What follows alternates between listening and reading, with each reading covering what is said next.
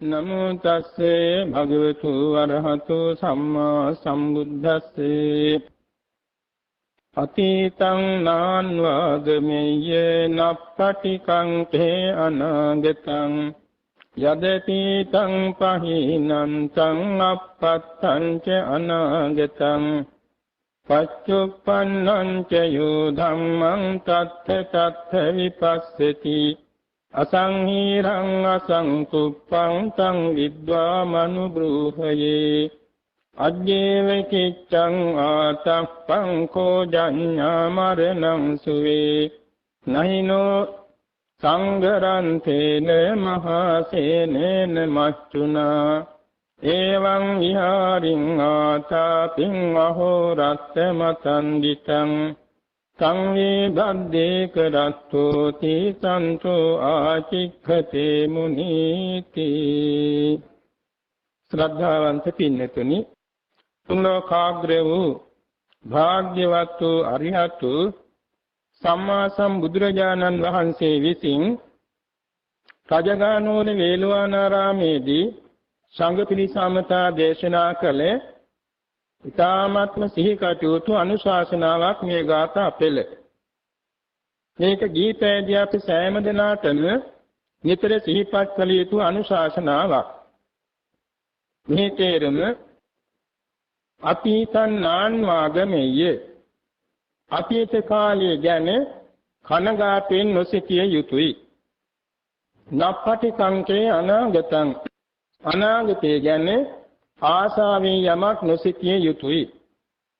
මක්නිසාද යදතීතං පහිනං තං, අතීතයේ ගත වෙච්ච දේවල් අවසానයි. අපත්තං ච අනාගතං, අනාගතේ තා පැමිණියේ නැත. අතීතයේ දේ ගෙවි අවසానයි. අතීතය ගැන කනගාටු නොවිය යුතුයි. අනාගතය ගැන ආසා නොකළ යුතුයි. අනාගතේ තා පැමිණියේ නැත. පච්චුප්පන්නං ච යෝ ධම්මං තත්ථ තත්ථ විපස්සති.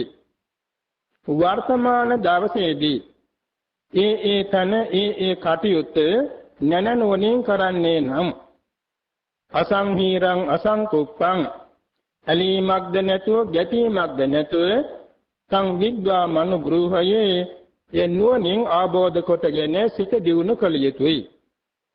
වර්තමානයේ ජීවත් වෙන දවසේදී හැම කටයුත්තක්ම සිහි නුවණින් පැවැත්විය යුතුයි. ආශාවක් ගැටුමක් නොමැතිව නුවණින් දැන ඒ ගුණය දියුණු කළ යුතුයි. අජ්ජේන කිච්ඡං ආතප්පං කෝ ජඤ්ඤා මරණං සුවේ. මෙලව දියුණුවට, පරලොව සුගතියට, නිවනට හේතු වෙන යහපත් දේ අදාදම කටයුතුයි. දෙත ජීවත් වෙනවදයි කවුද දන්නේ? නහිනෝ සංගරන්තේන මහා සේනේන මච්චුනා.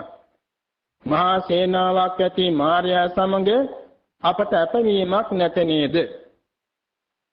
එවං විහාරින් ආසාපින් අහෝරත්ත මතන්දිතං. සෑදාවල් නොපමාව සිහිනුවණින් කටයුතු කරන මෙවැනි තැනැත්තාගේ දවසේ සංවේ බද්දේ කරත්තෝති සන්තෝ ආචික්කතේ මුනි. මුනිවරයන් වහන්සේ දේශනා කරනවා ඒ තැනැත්තාගේ මුළු දවසම වාසනාවන්තයි කියලා. මේ දේශනයට කියනවා බද්දේක රත සූත්‍රය කියලා. මේ සූත්‍රයේ අවස්ථා 4කදී පමණ දේශනා කළා.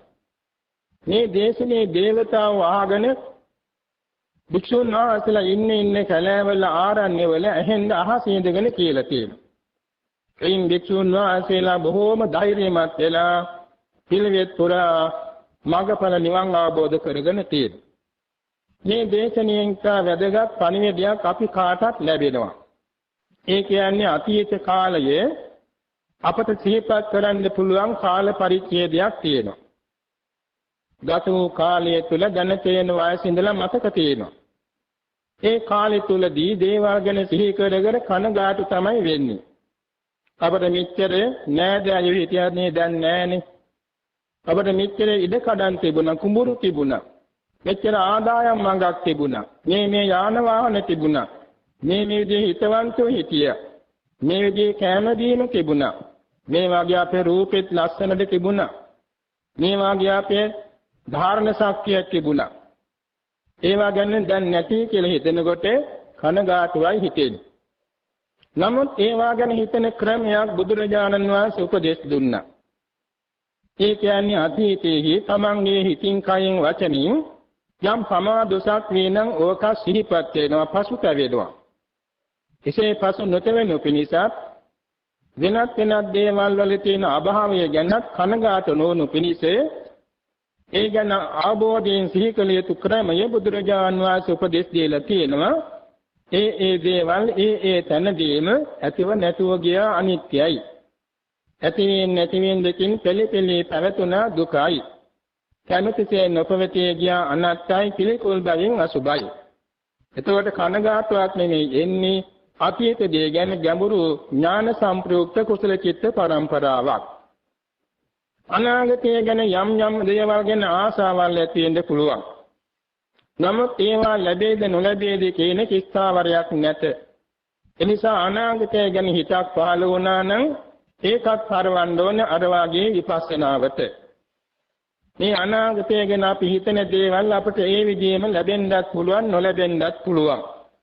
ලැබුණත් ඒවා ඒ තැනම ඇතුව නැතුව යන අනිත්‍යයි. ඇතිවෙන් නැතිවෙන් දෙකෙන් පෙළෙන බාටපත් වෙන දුකයි. කැමැතිසේ නොපවත්නා බාටපත් වෙන අනත්තයි. පිළිකුල් බවින් අසුභයි. එතකොට අනාගතය ගැන අපට ආසාවක් නෙමෙයි එන්නේ. ඒවා සිහි වෙන වාරයක් ගානේ ඥාන සම්ප්‍රයුක්ත පිරිසුදු කුසල චිත්ත පරම්පරාවකුයි පහළ වෙන්නේ. වර්තමාන ගැනත් එහෙමයි. වර්තමාන ගැන තමන්ගේ දවසේ කටයුතු උදේ පාන්දරම තීරණය කරගන්නවාද මේ කටයුතු වල මං යෙදෙනවා. මේ කටයුතු කරන කාලය තුල මගේ సంతානයේ බාහිර වස්තුවලත් සම්මුඛ වෙන අයගේ సంతාන තුල පවත්නා වූ පහළවන්නා වූ චිත්තචෛතසික ධර්ම රූප ධර්ම ඒ තැනම ඇතුව නැතුව යනවා අනිත්‍යයි දුක්ඛයි අනාත්තයි අසුභයි මෙනෙහි කරනවා. ඒකට වර්තමානයේ ගැන ඇලෙන්නෙත් නෑ ගැටෙන්නෙත් නෑ මුලාවකුත් නෑ. වර්තමානයේ ගැන ඇති වෙන්නේ අසීමිත ඥාන සම්ප්‍රයුක්ත කුසල චිත්ත පරම්පරාවක්. අතීතය ගැන ශෝක වෙන අවස්ථාවලදී තවත් හිතන්න පුළුවන් තමන්ගේ චිදරින් දානියක් දීලා තියෙනවා, සීල රැකලා තියෙනවා, මෞඛ්‍ය උපස්ථාන කළා තියෙනවා, බණ අහලා තියෙනවා, භාවනා කළා තියෙනවා, නානාවිද පින්කම් කළා තියෙනවා කියලා ඒවා ගැන හිතන කොටත් අර වගේ කන්නාදිත්‍යමාන නොපදනාසේ තමන්ගේ හිත ඥාන සම්ප්‍රයුක්තව හිතෙනවා. මා මේ විදිහේ මහා කුසල සිද්ධ කරගෙන තියෙනවා. ඒ කුසල ධර්මයන්ගේ ආනිසංස මත ඒකාන්තයෙන් ලැබෙනවාමයි. ඒ සෑම කුසලයකම හේතුවම අටවසවල් බෝධියෙන් නිවන් සුව පිණිස හේතු වේවා. ඒ කුසල කරන කාලයේදී පැවති නාම රූප ධර්මත් ඒ තැනම ඇතුව නැතුව ගිය අනිත්‍යයි දුක්ඛයි අනාත්තයි අසුභයි කියලා මෙනෙහි කරනවා. අනාගතය ගැන හිතාගෙන ඉන්නවා මම මේ විදිහට ධර්මයේ හැසිරෙන්නට ඕනේ. ඒකට මේ ධර්මයේ හැසිරෙන කාලේ පහළවන නාම රූප ධර්මත් ඒ තැන ඇතුව නැතුව යන අනිත්‍ය දුක්ඛය අනාත්තය අසුභය කියලා එකක් හරවනවා. මේ වාගේ තුන් කාලයට ඇති හැම දෙයක් ගැනම ඥාන සම්ප්‍රයුක්තව හැසිරීමේදී තමන්ගේ ජීවන විනාඩියක් තත්පරයක් පාසා නොසිස් බාටපත් වෙනවා. එතකොට අද දවසේ අපි මේ විදිහට නැනනුවණින් කටයුතු කිරීමේදී හෙට උදා වෙන්නේ හොඳ වාසනාවන්ත උදා වීමකින්. හෙට දවසේනකොට ආද අතීතයට ගියා වෙනවා. එතකොට අතීතයේ ගෙවී ගියේ වාසනාවන්ත අතීතයක් හැටියටයි. මේක නිසා අතීත අනාගත වර්තමාන තුන් කාලයේම වාසනාවන්ත කර ගැනීම පිණිස මෙතන වාසනාව නමින් හැඳින්වෙන්නේ පුණ්‍යවන්ත වීම පිණිස කල යුතු වන්නේ ඒ වෙලාවට තමන්ගේ හිත කය වචන කුසල ක්‍රියාවන් යෙදවීමයි කියන එකයි සරුවක්ඥන් වහන්සේ මේ දේශනාවෙන් පහදා දුන්නේ. ඒකෙන් අරිහත්ත්වයට දක්වා යන විපස්සනා භාවනා මාර්ගයක් ඔය ගාථා හතරෙන් ඉදිරිපත් වී තිබෙන්නේ.